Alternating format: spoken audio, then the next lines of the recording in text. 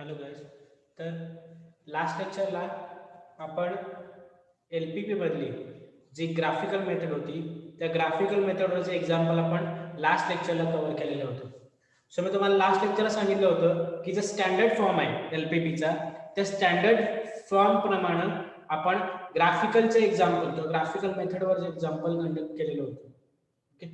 So जर standard form सोडून तुम्हाला जर LPP मधल्या स्टँडर्ड फॉर्म सोडून जर दुसऱ्या कुठल्या फॉर्मवरचं एक्झाम्पल तुम्हाला आलं किंवा दुसऱ्या कुठल्या फॉर्मॅटचं एक्झाम्पल तुम्हाला विचारलं तर अशा वेळेस तुम्हाला LPP मधल्या एक्सेप्शनल केसेस बघायला मिळतात.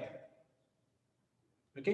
सो जसं आपण लास्ट लेक्चरला LPP मधला जो स्टँडर्ड फॉर्म आहे या स्टँडर्ड फॉर्मचं एक्झाम्पल घेतलं होतं तसंच या लेक्चरला आपण LPP मधल्या ज्या एक्सेप्शनल केसेस आहेत त्या एक्सेप्शनल केसेस आपण काय करणार आहोत आजच्या लेक्चरला बघणार आहोत.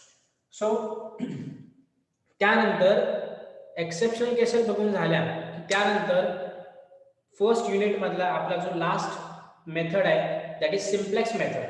त्या सिम्प्लेक्स मेथडसाठी थोडंसं इंट्रोडक्शन आणि त्याचं वर्क करावं किंवा त्याच्या रिलेटेड ज्या कन्सेप्ट्स आहेत किंवा सिम्बल्स आहेत जे तुम्हाला माहिती असले पाहिजेत त्याच्या रिलेटेड थोडंसं आपण डिस्कशन करणार आहोत आजच्या लेक्चरला.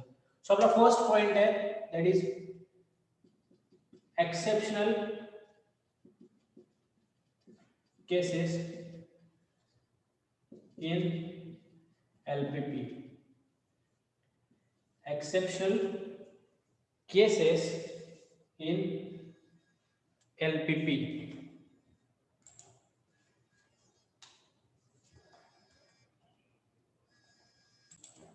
सो त्यातली फर्स्ट जी एक्सेप्शनल केस आहे ती आपण बघूया. समजा तुमच्याकडे असा एक ग्राफ आहे. सिंपल हा आहे तुमचा x2 ऍक्सिस, हा आहे तुमचा x1 ऍक्सिस. ओके. इथे तुमच्याकडे काय आहे तुमचा ओरिजिन पॉइंट आहे. समजा तुम्हाला लाईन 1 साठी असा ग्राफ मिळाला. दिस इज फॉर लाईन 1 आणि अजून एका लाईन साठी समजा असा एक ग्राफ मिळाला. This is for line number 2. Okay. आणि त्याच्यानंतर तुम्हाला समजा त्या एक्झाम्पल मध्ये अशा टाइपचा फिजिबल रिजन भेटला. मी असं एक्झाम्पल देऊन सांगतो तुम्हाला, मी प्रॉपर एक्झाम्पल कंडक्ट करत नाहीये. समजा तुम्हाला एका LPP साठी एक LPP दिले, तुम्हाला गिवन प्रॉब्लेम दिलाय, त्या गिवन प्रॉब्लेम साठी तुम्हाला सोल्युशन असं मिळते. ओके. किंवा ग्राफ जो आहे तो ग्राफ तुम्हाला अशा फॉर्मॅट मध्ये मिळतो. मग त्यानंतर तुम्हाला काय समजलं, हा काय माझा फिजिबल रिजन आहे. फिजिबल हा माझ्याकडे काय माझा फिजिबल रिजन आहे. ओके. सो आता याच्यानंतर बघा, फिजिबल रिजनला मी नेमिंग केलं. समजा हा माझा पॉइंट A आहे, इथे माझा पॉइंट B आहे, इथे माझा पॉइंट C आहे आणि हा माझा पॉइंट ऑलरेडी O आहे. माझ्याकडे फिजिबल रिजन काय A B C O असा माझ्याकडे फिजिबल रिजन आहे. समजा A पॉइंटला मी प्लॉट केलं किंवा A पॉइंट साठी ज्यावेळेस टेबल बनवला तेव्हा मला Z साठी एक व्हॅल्यू मिळाली. ओके. तुम्हाला माहिती आहे ज्यावेळेस आपण कंप्लीट LPP सॉल्व्ह करतो त्यावेळेस काय करतो आपण, आपले जे कॉर्नर पॉइंट्स आहेत, ओके, कॉर्नर पॉइंट्स आणि त्याच्यासाठी स्पेसिफिक Z च्या व्हॅल्यू फाइंड करतो. पहिला कॉर्नर पॉइंट होता O साठी तुम्हाला एक स्पेसिफिक व्हॅल्यू मिळाली. कन्सिडर करा O पॉइंट साठी समजा तुम्हाला व्हॅल्यू मिळाली 2. A पॉइंट साठी तुम्हाला व्हॅल्यू समजा मिळाली 3. इथे पॉइंट B आहे, B पॉइंट साठी Z ची व्हॅल्यू तुम्हाला मिळाली 3 आणि C पॉइंट साठी Z ची व्हॅल्यू तुम्हाला मिळाली समजा 0. ओके. आणि तुमचं गिवन कंडिशन आहे किंवा गिवन जे एक्झाम्पल आहे ते मॅक्झिमा टाइपचं तुम्हाला इक्वेशन दिलेलं आहे किंवा जो तुमचं अल्टिमेट एम असेल ते प्रॉफिटला मॅक्झिमाइज करायचं आहे किंवा मॅक्झिमाइज टाइपचं तुम्हाला गिवन प्रॉब्लेम दिलाय किंवा गिवन LPP दिली. ओके. मग आता बघा याच्यामध्ये मॅक्झिमम व्हॅल्यू कोणती आहे, तर पॉइंट A वर तुम्हाला मॅक्झिमम व्हॅल्यू मिळते आणि पॉइंट B वरही तुम्हाला मॅक्झिमम व्हॅल्यू मिळते. म्हणजे बघा या पॉइंटवर तुम्हाला मॅक्झिमम व्हॅल्यू मिळते आणि या पॉइंटवर पण तुम्हाला मॅक्झिमम व्हॅल्यू मिळते. मग अशा कंडिशन मध्ये पॉइंट ए आणि पॉइंट बी वर दोन्हीवर ज्या मॅक्झिमम व्हॅल्यू मिळतात त्या कशा आहेत, सेम आहेत, त्या कशा असतात, इक्वल आहेत. मग अशा कंडिशन मध्ये तुम्हाला या एलपीपी साठी जे सोल्युशन मिळतं ते कसं असतं, इनफायनाइट सोल्युशन असतं. समजलं. तुम्हाला अशा केसमध्ये, ज्या केसमध्ये तुमच्याकडे जे झेड ची व्हॅल्यू आहे किंवा जे झेड मॅक्झिमम आहे, ती मॅक्झिमम झेड ची व्हॅल्यू ही इक्वल येते एका दोन स्पेसिफिक पॉइंटवर, मग त्याचा मिनिंग काय होतो, इथे ए पॉइंटला आणि इथे बी पॉइंटला, म्हणजे काय, या लाईनवर जेवढे काय पॉइंट्स असतील, जेवढे इनफायनाइट पॉइंट असतील, त्या प्रत्येक पॉइंटवर तुम्हाला काय मिळेल, ऑप्टिमम सोल्युशन मिळेल. म्हणूनच या कंप्लीट जे ग्राफ आहे किंवा हे कंप्लीट जे एलपीपी आहे, हे तुम्हाला काय देईल, इनफायनाइट सोल्युशन प्रोव्हाइड करेल. समजलं. म्हणजे काय, पॉइंट ए पासून ते पॉइंट बी पर्यंत ही जी कंप्लीट लाईन आहे, त्या कंप्लीट रोचा कुठलाही पॉइंट घ्या, तो पॉइंट तुम्हाला या तुमच्या गिवन एलपीपी साठी ऑप्टिमम सोल्युशन प्रोव्हाइड करेल. समजलं. म्हणजेच ही एलपीपी या कुठल्याही पॉइंट साठी व्हॅलिड आहे. म्हणूनच काय, तुम्हाला कसे मिळतील, इनफायनाइट आन्सर किंवा इनफायनाइट सोल्युशन्स मिळतील. म्हणून या टाइपचे एक्सेप्शनल केसला काय म्हणतात, इनफायनाइट सोल्युशन असं म्हणतात. किंवा अशा टाइपचे जे एक्सेप्शनल तुमच्याकडे एलपीपीज असतात त्या तुम्हाला इनफायनाइट सोल्युशन प्रोव्हाइड करतात. समजलं. तर ही एलपीपी मधली फर्स्ट एक्सेप्शनल केस होती. लक्षात ठेवा, फक्त काय सांगितलं मी, पॉइंट ए आणि पॉइंट बी वर मला इक्वल व्हॅल्यूज मिळाल्या झेडच्या, म्हणून मी काय केलं, त्या प्रत्येक, म्हणून याचा मिनिंग काय होतो, तर त्या लाईनवर जितके काय पॉइंट असतील, जितके इनफायनाइट नंबर ऑफ पॉइंट्स आहेत, त्या प्रत्येक पॉइंटवर मला माझी जी एलपीपी आहे किंवा गिवन जो प्रॉब्लेम आहे तो मला ऑप्टिमम सोल्युशन प्रोव्हाइड करेल. ओके. म्हणूनच मी या टाइपच्या एलपीपीला काय म्हणतो, इनफायनाइट सोल्युशन प्रोव्हाइड करणारी एलपीपी असं म्हणू शकता. समजलं. सो ही झाली पहिली एक्सेप्शनल केस एलपीपी मध्ये. आता सेकंड बघा. सेकंड थोडीशी वेगळी कन्सेप्ट आहे याच्यामध्ये. सेकंड मध्ये बघा, समजा तुम्हाला असा टाइपचा ग्राफ मिळाला, समजा तुमच्याकडे असा एक ग्राफ आहे. ओके. इथे असा एक पॉइंट मिळतोय आणि तुम्हाला असा एक पॉइंट मिळतोय. ओके. हा तुमचा आहे x1, हा तुमच्याकडे आहे x2. ही आहे लाईन नंबर फर्स्ट आणि ही आहे लाईन नंबर सेकंड. समजा तुम्हाला असा एक ग्राफ मिळतोय आणि तुमच्याकडे फिजिबल सोल्युशन काय आहे,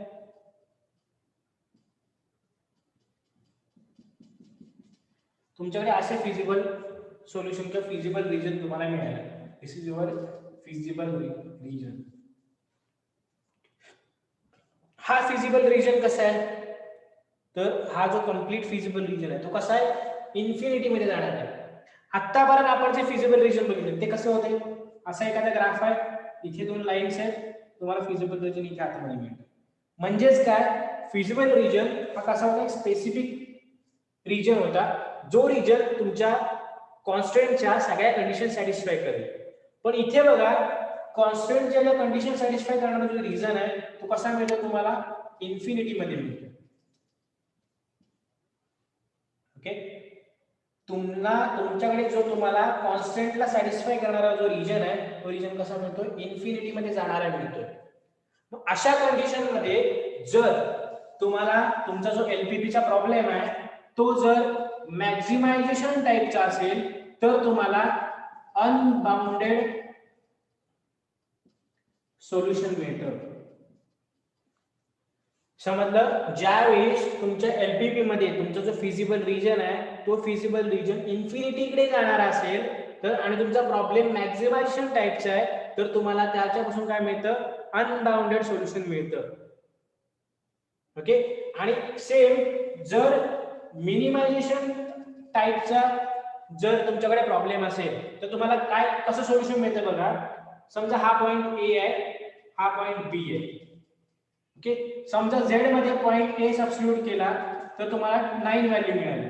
झेड मध्ये पॉइंट बी सबस्टिट्यूट केला तर समजा तुम्हाला 2 व्हॅल्यू मिळाली. मग पॉइंट बी वर पॉइंट बी वर, पॉइंट बी जे काय पॉइंट्स असतील ते पॉइंट्स काय करतील तुम्हाला ऑप्टिमम सोल्युशन प्रोव्हाइड करतील. कशासाठी? तर मिनिमायझेशन टाइपच्या एलपीपी साठी.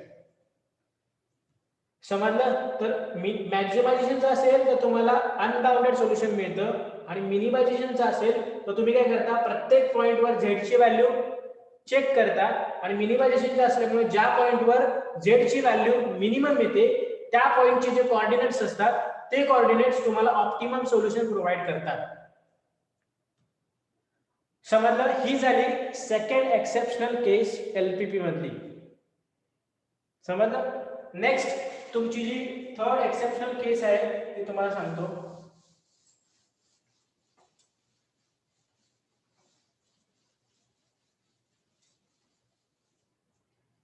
बघा, थर्ड तुमच्याकडे जे एक्सेप्शनल केस आहे ते केस मध्ये काय मिळतं बघा तुम्हाला. समजा तुम्हाला एलपीपी तुम्ही सॉल्व्ह केला आणि तुम्हाला समजा असा ग्राफ मिळाला.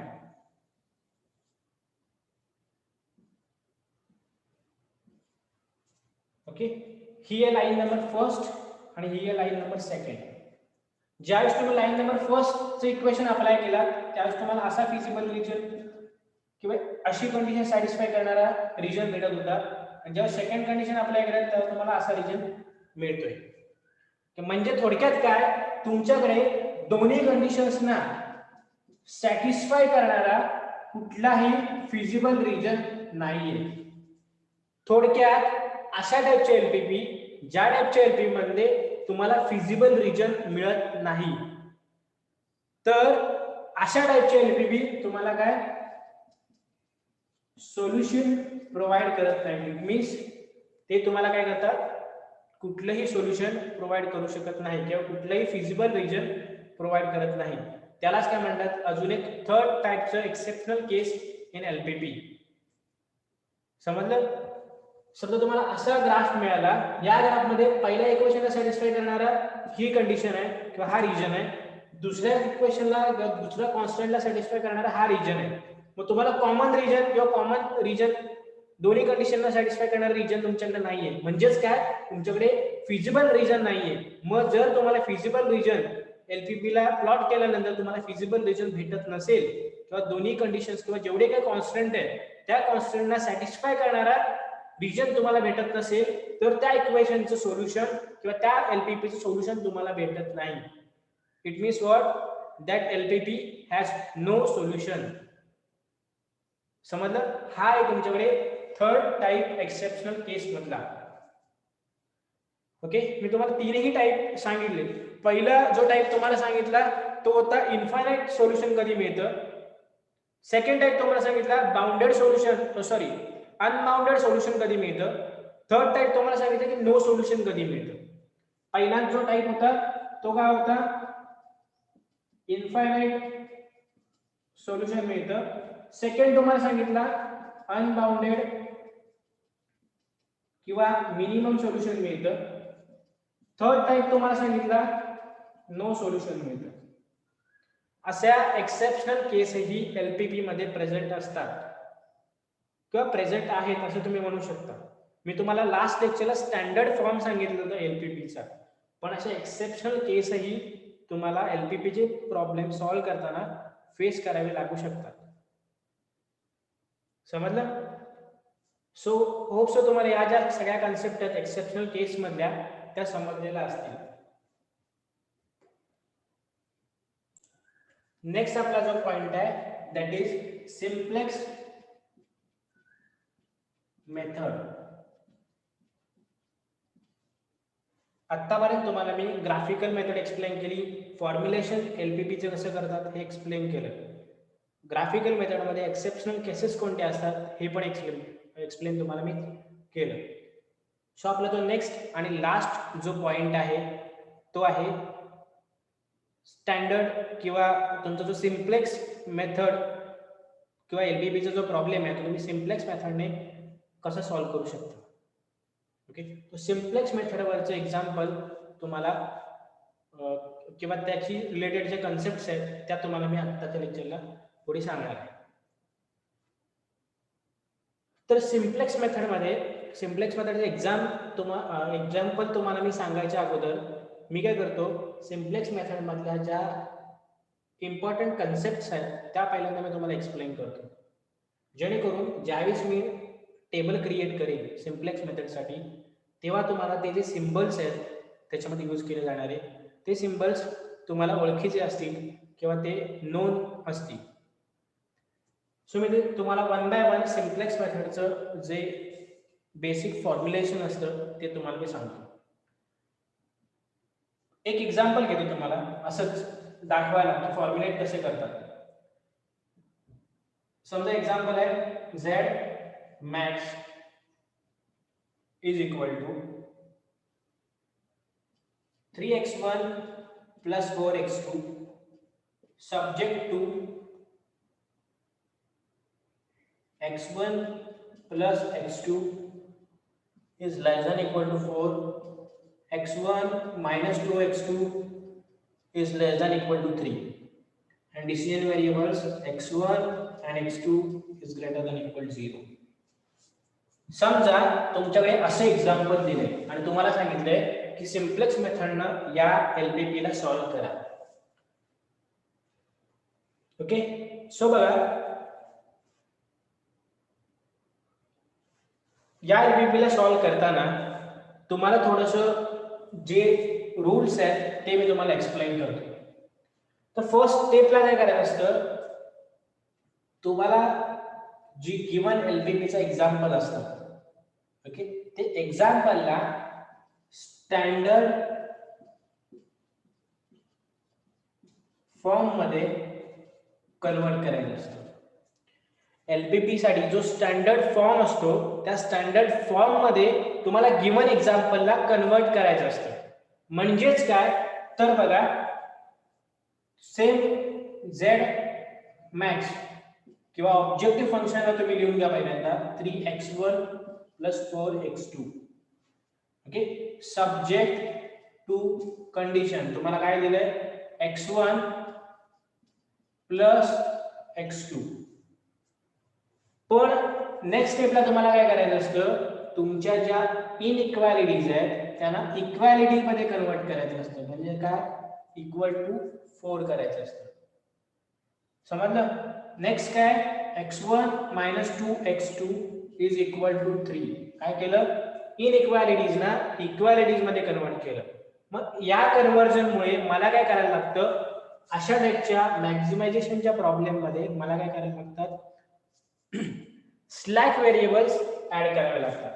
ओके ज्या कंडिशन मध्ये मी इनइक्वालिटीज ना इक्वालिटी मध्ये कन्वर्ट करतो अशा कंडिशन मध्ये मला काय करायला लागतं, माझ्या गिवन प्रॉब्लेम मध्ये किंवा गिवन कॉन्स्टंट मध्ये मला स्लॅक व्हेरिएबल्स ऍड करावे लागतात.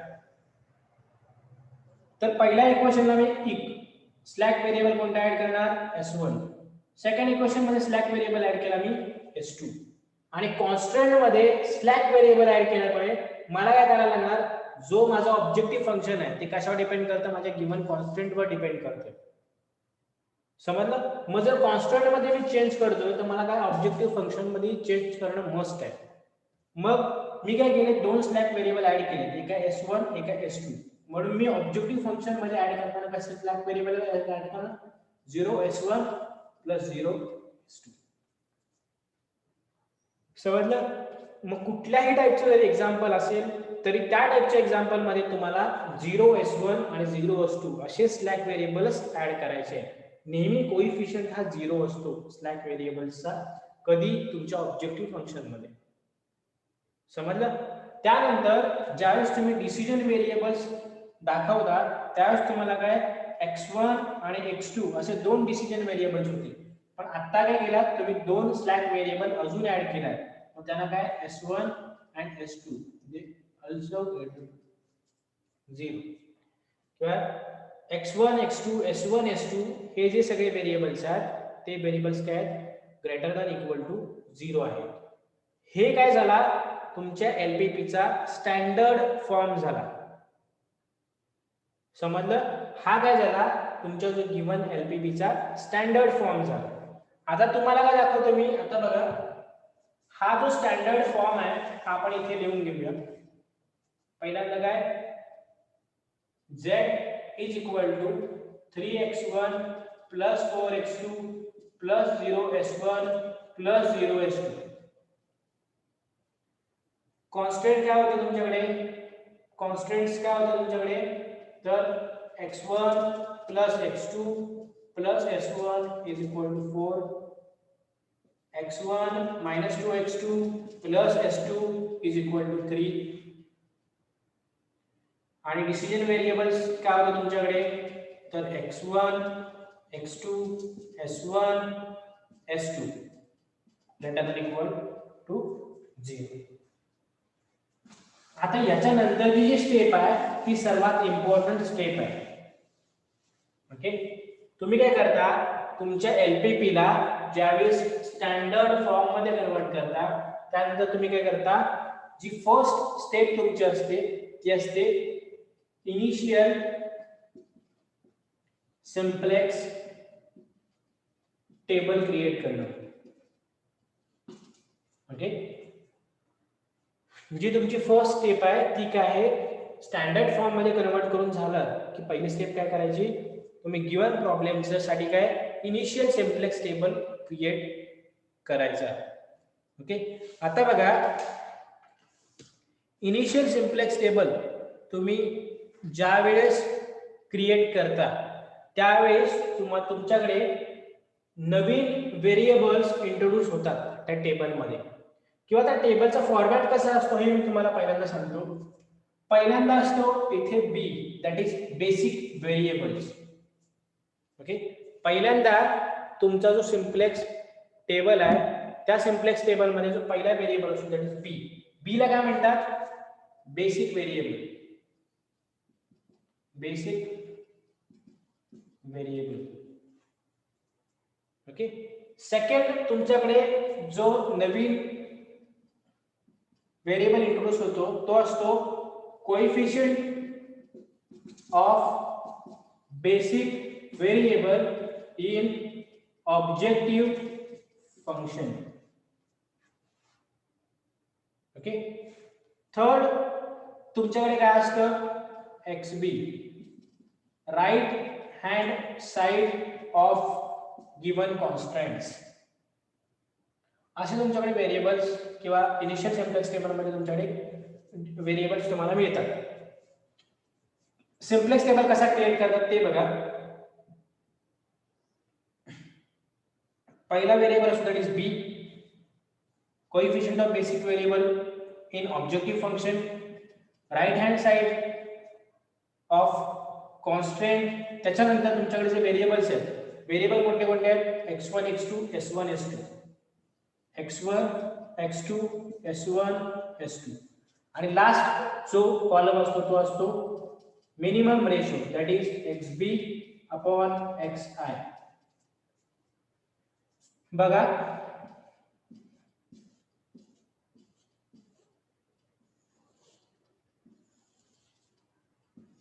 हा आहे तुमचा टेबल तुमच्या गिवन एलपीपी साठी.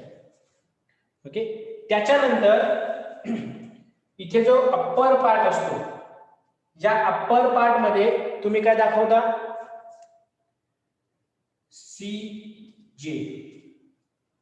ओके, CJ चा मीनिंग काय होतो, coefficients of basic variables of objective function. म्हणजेच काय, तर तुम्हाला मी पुढे एक्सप्लेन करतो CJ काय असतं. पहिल्यांदा इथे तुम्हाला हा टेबल कसा क्रिएट करतात तो दाखवतो.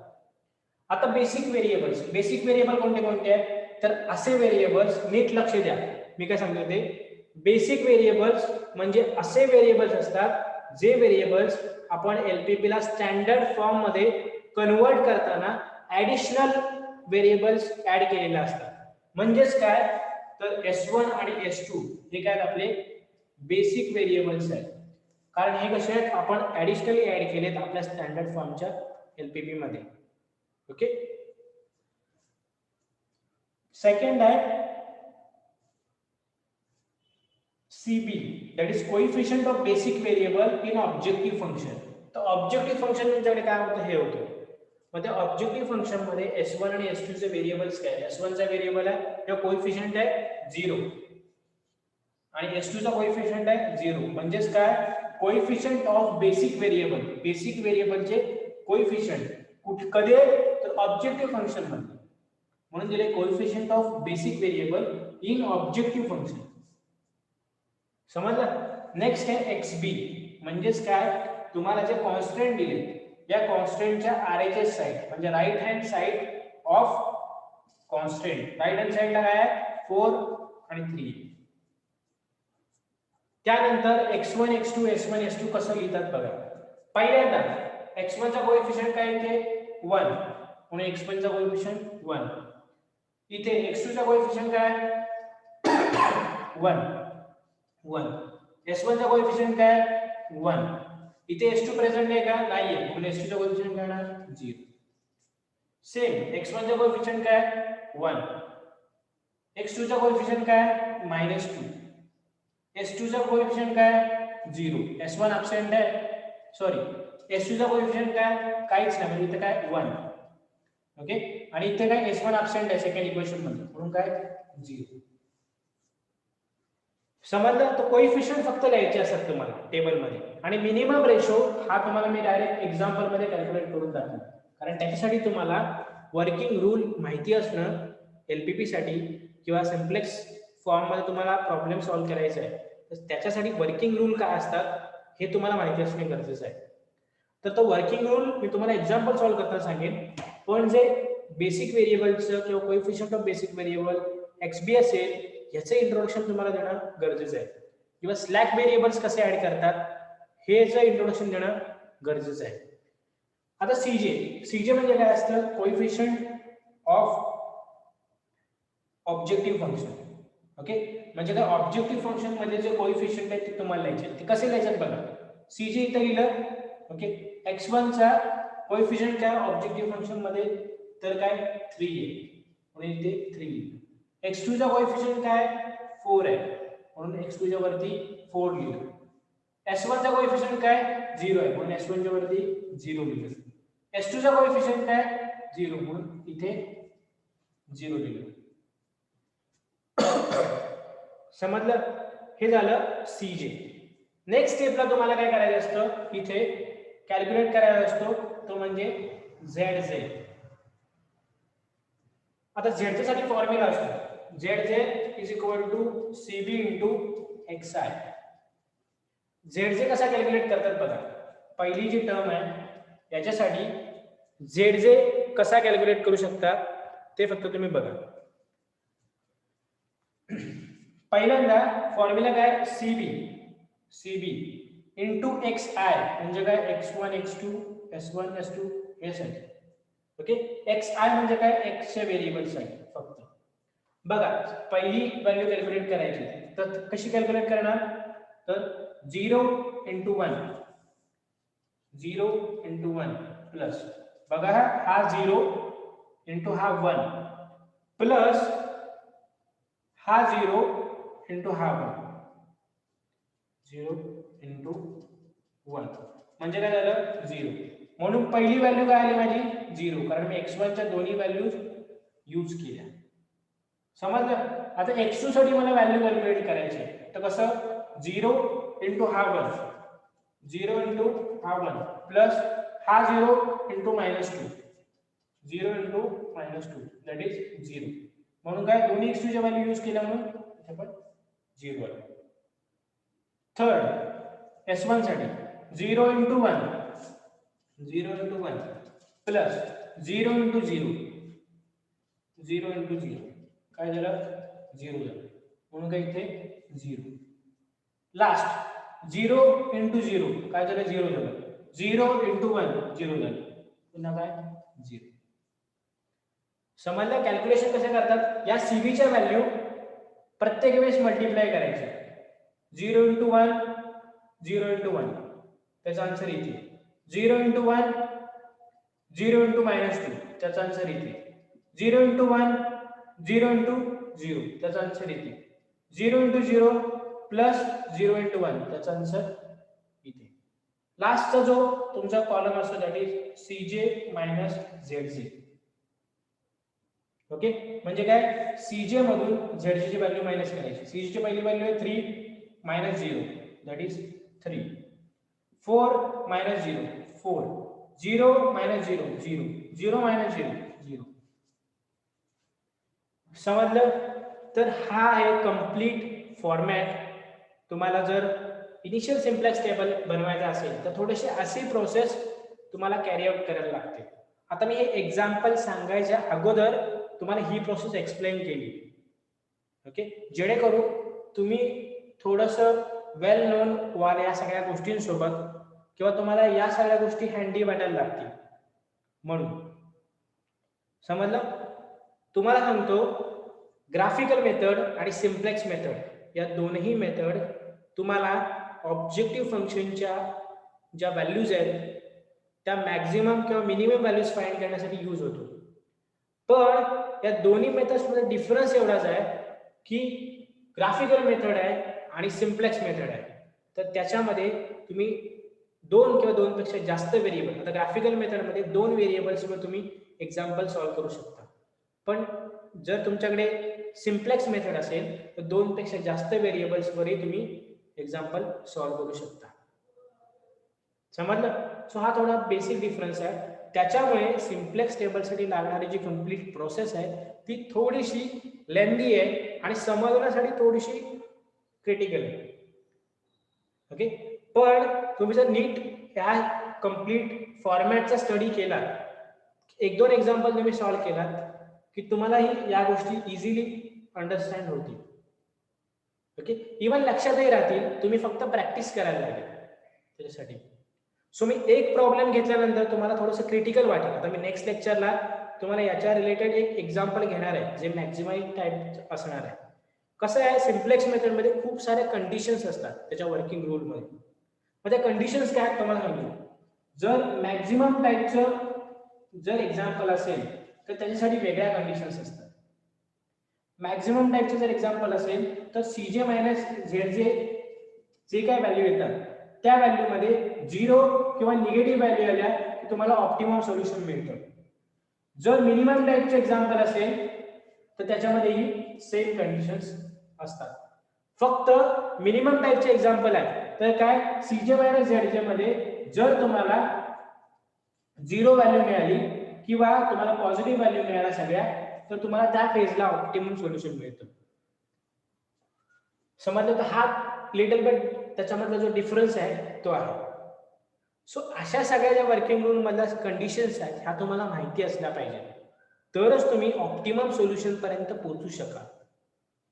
ओके, सो ग्राफिकल मध्ये इतक्या मोठ्या कंडिशन्स नाही आहेत त्याच्या वर्किंग रूल मध्ये, पण सिम्प्लेक्स मेथड का थोडीशी क्रिटिकल आहे, कारण त्याच्यामध्ये ह्या जे रूल्स आहेत, हे जे वर्किंग रूल्स आहेत, हे तुम्हाला प्रॉपरली माहिती असले पाहिजे, तरच तुम्ही ऑप्टिमम सोल्युशन फाइंड करू शकाल. प्रोसेस हार्ड नाही आहे. 2 एक्झाम्पल सॉल्व्ह केले प्रोसेस समजेल, पण ऑप्टिमम सोल्युशन फाइंड करण्यासाठी तुम्हाला ह्या वर्किंग कंडिशन्स, हे वर्किंग रूल माहिती असणं गरजेचं आहे. सो मी तुम्हाला एक बेसिक एक्झाम्पल याच्यावर घेऊन दाखवीन मॅक्झिमम टाईपचं, म्हणजे तुम्हाला मॅक्झिमम टाईपचं जर एक्झाम्पल सिम्प्लेक्स मेथडवरचं आलं तर तुम्ही इझिली सॉल्व्ह करू शकाल. फक्त प्रत्येक एक्झाम्पलमध्ये ज्या तुम्हाला स्टेप्स फॉलो करायच्या आहेत त्या सेम नसतील. Okay, process working rule same आहे, पण जे कॅल्क्युलेशन्स आहेत ते प्रत्येक एक्झाम्पलसाठी वेगळे वेगळे असतात. ते तुम्हाला मी ज्यावेळेस सॉल्व्ह करीन त्यावेळेस समजेल. कारण वर्किंग रूल जरी सेम असला तरी त्या वर्किंग रूल प्रमाणे तुम्हाला त्या एक्झाम्पलला ऍडजस्ट करायचं असतं. सो तुम्हाला प्रोसेस ही थोडीशी डिफरंट फॉलो करावी लागते. समजलं? सो प्रोसेस काय असेल, वर्किंग रूल काय आहे, त्याच्यासाठी हे मी तुम्हाला नेक्स्ट लेक्चरला नेक्स्ट एक्झाम्पल थ्रू सांगेन. सो होप सो तुम्हाला ह्या ज्या बेसिक गोष्टी आहेत सिम्प्लेक्स टेबल फॉर्म करण्यासाठी त्या समजल्या असतील. जर यातला कुठलाही डाऊट असेल सिम्प्लेक्स टेबल मधला किंवा अगोदरच्या एक्सेप्शनल केस मधला, तर तुम्ही मला कधीही विचारा. Okay, thank you.